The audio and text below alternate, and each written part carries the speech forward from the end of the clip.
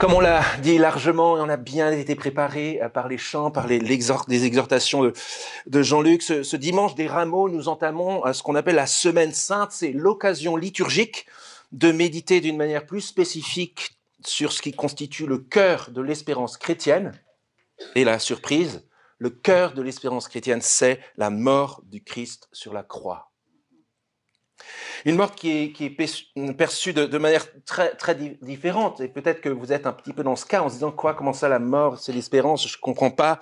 Peut-être très honorable, peut-être assez dommage, la mort de Jésus. Peut-être incompréhensible ou douloureux, peut-être ridicule. C'est le genre de choses qui peut nous arriver en se disant, ben tiens, ça c'est, vous ne seriez pas les premiers de l'histoire à vous dire ça, c'est quelque chose qui est difficile à comprendre. Mais comme le dit Paul ailleurs, dans la première lettre aux Corinthiens, comme le dit Paul, le Christ crucifié, c'est la réponse de Dieu, dans sa sagesse, dans sa puissance, pour un monde qui le rejette, en renversant les logiques humaines et en apportant son amour par ce sacrifice du Christ. Alors qu'on ne s'en lasse pas de cette croix de Christ, qu'on n'en ait pas honte, même si c'était la honte qu'il a subie, et qu'on la proclame autour de nous, dans nos groupes de semaines actuellement, dans les petits groupes, dans les petites familles dont on parlait avant. On est en train de réfléchir sur et de suivre cursivement la lettre de Paul aux Philippiens, celle-là même de laquelle est extrait ce texte. On est en train de découvrir comment Paul encourage les Philippiens, nous encourage à la suite des Philippiens à être des partenaires au service de l'Évangile. Combattant ce combat-là, au milieu de tous les combats du monde. Nous investissons pour ce combat-là, en restant ferme dans ce combat-là. Et pour rester ferme, il faut être unis, il faut faire corps. Un petit peu comme les soldats d'une armée romaine dans une tortue qui avance, mais coordonnée, mais cette fois pour un but bien plus noble que l'avancement de l'Empire romain. C'est pour l'avancée du royaume d'amour de Dieu dans le monde. Ferme pour ce partenariat, pour ce travail-là ensemble. Et puis unis pour cette fermeté. C'est ça le contexte dans lequel Paul vient nicher comme un aboutissement d'argument cette longue phrase que Charlotte nous a lue avant. C'est ici qu'arrive l'encouragement central, peut-être même le sommet, l'aboutissement de cet argument. Ayez en vous, dans votre travail ensemble pour la proclamation de l'Évangile, ayez en vous la pensée qui était en Christ Jésus, au moment de mourir. Alors c'est l'occasion pour nous de réfléchir à ça. Il n'a pas estimé comme une proie à arracher d'être égal avec Dieu, premier aspect de cette pensée qui était en lui, mais c'est pas tout, il s'est dépouillé lui-même à cause de cette pensée, cette motivation, ce moteur qui était en lui, et il s'est humilié lui-même. On le verra jusqu'à la mort de la croix. Cette pensée de Christ dont Paul parle, c'est évidemment le fondement de notre espérance. Heureusement qu'il était déterminé. Il l'a été pour nous, mais c'est aussi, en tant que disciples du Christ, l'état d'esprit qui nous modèle à l'intérieur, le moteur intérieur qui oriente toute notre vie, nos priorités, qui doit modeler nos choix au service de l'Évangile, c'est-à-dire de la bonne nouvelle de Dieu pour le monde. Arrêtons-nous sur le début. Paul explique ce que c'est cette pensée-là. Ayez en vous la pensée qui était en Christ Jésus. Il n'a pas estimé comme une proie à arracher d'être égal avec Dieu. Une expression un peu poétique pour dire quelque chose en fait d'assez simple. Dans les différentes occurrences de cette expression-là, dans le grec, l'idée centrale qui revient à chaque fois, quel que soit le contexte, c'est une chose qu'on possède déjà, ou une position qu'on possède déjà, mais à laquelle on renonce pour le service, pour autre chose. Vous voyez, c'est ce que Jésus fait. C'est ce que Jésus fait. Bien que Dieu, il n'a pas estimé comme une proie arrachée d'être égal avec Dieu. Il n'a pas, en d'autres termes, en tant que Dieu, Jésus n'a pas utilisé sa position et son privilège pour lui-même. C'est ce qui se passe lors de son procès dans la première semaine sainte, lorsque le chef du tribunal lui dit alors est-ce que tu es Dieu, le Fils de Dieu, et Jésus, sachant très bien que c'est ce qui le conduira à la mort, assume son identité en disant tu l'as dit, je le suis. Jésus assume tranquillement son identité de Dieu, et c'est en tant que Dieu qu'il a décidé de donner sa vie. Il n'a pas voulu garder ça pour lui, mais servir en tant que Dieu dans le monde. Qu'est-ce que ça veut dire, ça, concrètement? Et peut-être que vous vous posez la question, moi, Dieu, je l'ai jamais vu. Je voudrais bien voir, qu'est-ce que c'est, Dieu qui se met au service des hommes? Comment Dieu sert les hommes? La réponse, on l'a devant les yeux. La réponse, elle est là. Vous voulez voir Dieu en action pour les hommes? Il suffit de contempler, dans la personne de son Fils Jésus-Christ, le chemin qu'il a accepté de prendre dans notre intérêt, pour qu'on soit pardonné. Quelle action extraordinaire et historique qui nous dépeint devant nos yeux ébahis l'œuvre de Dieu. En tant que chrétien, et Paul le dit à 2 reprises, mais c'est l'idée qui conduit un peu l'ensemble. Il y a une prière qui a fait allusion à cela d'ailleurs juste avant. Nous sommes citoyens du ciel. Nous avons un passeport que Dieu nous a donné, un passeport de vie. Notre privilège est inouï, irremplaçable. Notre identité de fils et filles de Dieu dans ce monde est garantie, c'est donné. Quoi qu'il arrive, pas besoin de prouver quoi que ce soit, c'est donné, donné. Mais ce n'est pas un oreiller de paresse. Et ce n'est pas un confort qu'on voudrait préserver pour nous-mêmes et notre nombril en attendant la fin du monde. C'est pas du tout ça. Ayez en vous la pensée qui était en Christ, c'est refuser de dire exclusivement mon argent, mon temps, mes relations, mon énergie, ma réputation, mon identité, mon privilège, mon pardon, mon espérance. C'est d'aller plus loin. Et Paul enfonce le clou. Mais avant, on pourrait dire que, à ce stade-là, on pourrait le formuler comme ça, à la suite du Christ notre Seigneur. C'est en tant qu'enfants privilégiés de Dieu que nous nous donnons aux autres. Dans l'Église, les uns aux autres, mais aussi dans le monde. Et Paul explique comment Jésus a fait avec cette pensée qui drivait, qui conduisait son sacrifice. La suite nous le dit, verset 7, « Il s'est dépouillé lui-même. Il n'a pas considéré comme une proie à arracher d'être égal avec Dieu, mais il s'est dépouillé lui-même. » Précision, comment? En prenant la condition d'esclave, en devenant semblable aux hommes. Je pense qu'il dit de 2 manières, ce qui se rejoint ensemble. La condition d'homme sans Dieu est une condition d'esclave. Oui, c'est un constat douloureux. Et même quand on est habitué, on n'aime pas s'en rappeler. Mais, s'étant libéré de Dieu, l'homme est en fait sous influence, en proie aux exigences de ses propres désirs, qui, au lieu d'être l'expression de sa liberté, en fait, constitue le signe de son asservissement. Obéir sans réfléchir spontanément à tout ce que nous dit notre cœur, notre corps, notre pensée, c'est pas être libre, c'est être esclave de ce qui nous traverse. Mais c'est dans cette condition d'esclave, il s'est dépouillé, il s'est déshabillé lui-même pour rentrer dans notre situation en tant que Dieu, pour rentrer dans cette condition d'esclave que Christ est venu pour nous en délivrer. Un texte qui est dans Marc 10 d'ailleurs, qui était injustement projeté là, juste avant, mais c'est bien, Marc 10, 45, où Jésus dit, lorsqu'on veut apprendre à se servir les uns les autres, le Fils de l'homme, le roi des rois, est venu non pour être servi, mais pour servir et pour donner sa vie en rançon pour beaucoup. En d'autres termes, pour les libérer de leur esclavage. Alors, ayez en vous la pensée qui était en Christ, appliquée à cet aspect-là. Ça pourrait ressembler à cela.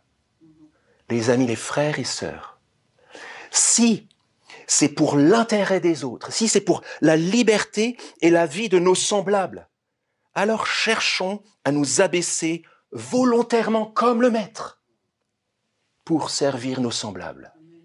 Comment le faire?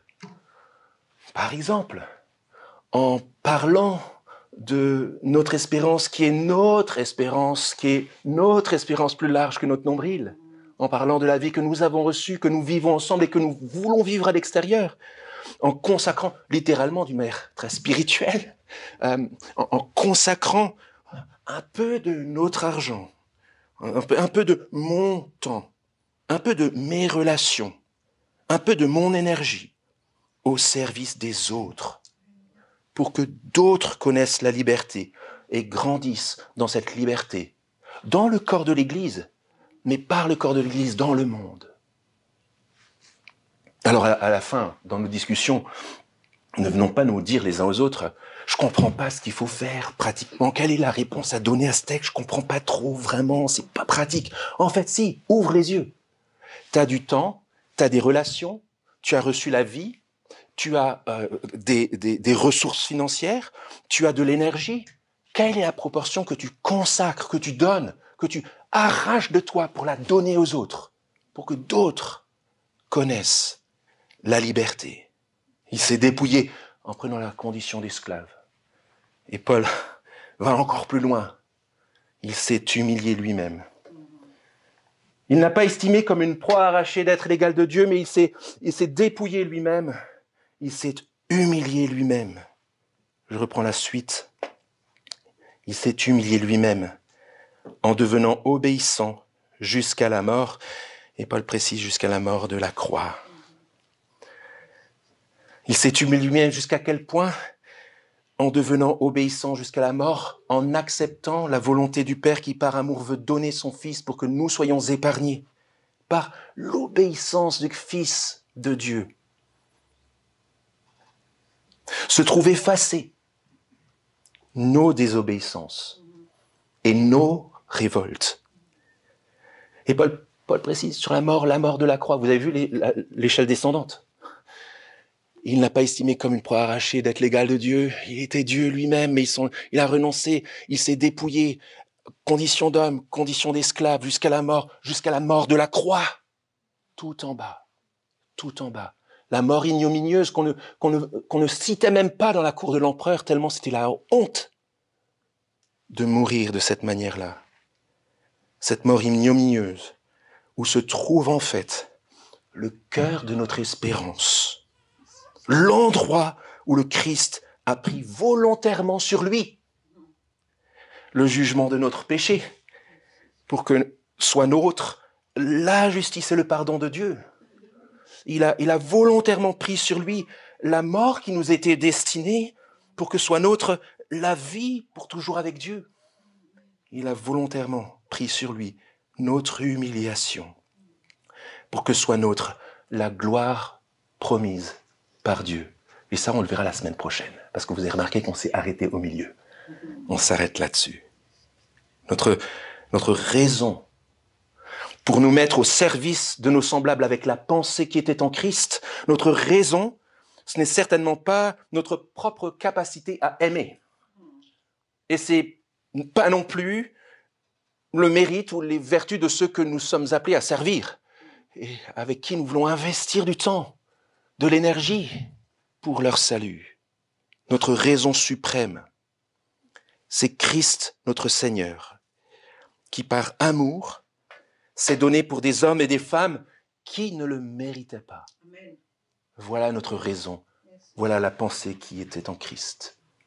Ayez en vous la pensée qui était en Christ Jésus. Là, je pense que Paul fait exprès d'inverser, il dit pas Jésus-Christ, il dit Christ Jésus, pour souligner qu'en fait, il est le roi des rois, mais qui a donné sa vie pour nous. Pour finir, peut-être que vous êtes posé la question, on a fait l'échelle qui descend, pourquoi Paul insiste tellement avec tellement de détails? Pourquoi Paul dit pas juste « Soyez humble comme Jésus a été humble ». Il peut le dire, et ça, à d'autres endroits, il le dit. Mais je pense qu'une piste probable, c'est qu'il insiste de cette manière en raison de notre nature indécrottable d'hommes et de femmes qui, bien que pardonnés, bien qu'adoptés par Dieu, bien que promis à la joie éternelle avec lui, ce qui est notre condition lorsqu'on a placé notre foi dans le Christ, nous sommes si facilement embourbés dans notre égoïsme, dans notre culte du confort, dans notre quasi-dépendance au divertissement qui nous divertissent facilement de ce qui est vraiment important. Notre travail ensemble pour la cause de l'Évangile et pour l'intérêt et le salut des hommes, voilà ce qui est vraiment important.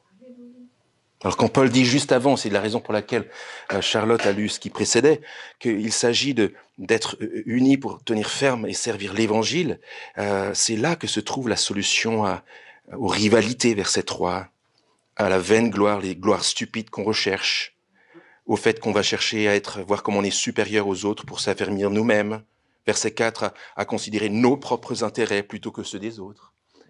La solution, c'est la pensée qui était en Christ. La pensée du Christ, qui habite nos cœurs par l'Esprit et qui nous transforme, qui calibre nos tripes, nos cœurs, notre volonté, nos actions vers la bonne direction, c'est notre source, c'est notre énergie, c'est notre but par rapport à toutes ces scories d'ancienne humanité qui surnagent sur le haut de notre vie. La pensée du Christ, c'est notre solution. Et c'est notre guérison. Amen. Alors on a discuté avec le groupe de préparation des co-leaders dans notre groupe en se disant, est-ce qu'il s'agit là des exhortations entre chrétiens ou les intérêts des autres, c'est en dehors de l'Église? En fait, c'est évidemment les deux. Pour le dire d'une certaine manière, on s'exerce entre nous pour être au service des autres. 7, 24, 24. Vivre la pensée de Christ entre nous, considérer les intérêts des autres avant les nôtres, nous servir d'une manière sacrificielle, les uns envers les autres au sein de l'Église, c'est en fait nous exercer à mettre cette pensée de Christ au service de ceux qui ne connaissent pas encore le Christ. Je vous invite à prier avec Paul. Vous pouvez garder vos yeux ouverts sur le chapitre 1 qui précède juste. On va prier la même chose. Notre Dieu, notre Père, sur la base de ce que nous avons entendu de la pensée de Christ, nous voulons te demander que, dans ta grâce, notre amour abonde de plus en plus en connaissance et en vraie sensibilité, qu'ainsi nous puissions savoir apprécier ce qui est important. Aide-nous à combattre le bon combat, afin d'être sincères et irréprochables pour le jour du retour du Christ, remplis du fruit de justice qui vient par Jésus-Christ à ta gloire et à ta louange. Amen. Amen.